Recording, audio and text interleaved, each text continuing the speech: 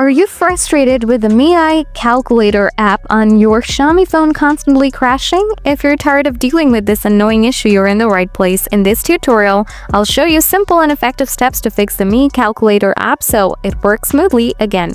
So without any further delay, let's get started. Solution 1. Clear app's cache and data. Tap and hold the Calculator app. Then press I icon. Now tap Storage. After that, tap Clear Data. Next, tap Clear Data.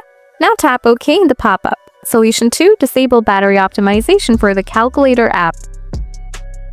Scroll down and find Battery. After that, tap Battery. Now choose Unrestricted or something similar. Solution 3. Restart your phone. Press and hold the power button. Then slide to Reboot.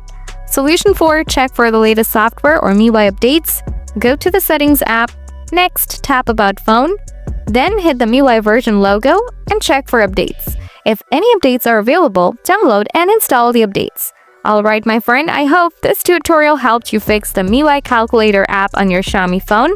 If you found it useful, please give it a thumbs up and consider subscribing for more tips and tricks. If you have any questions or run into any other issues, feel free to drop a comment below. I'm always here to help. Thanks for watching and see you in the next video.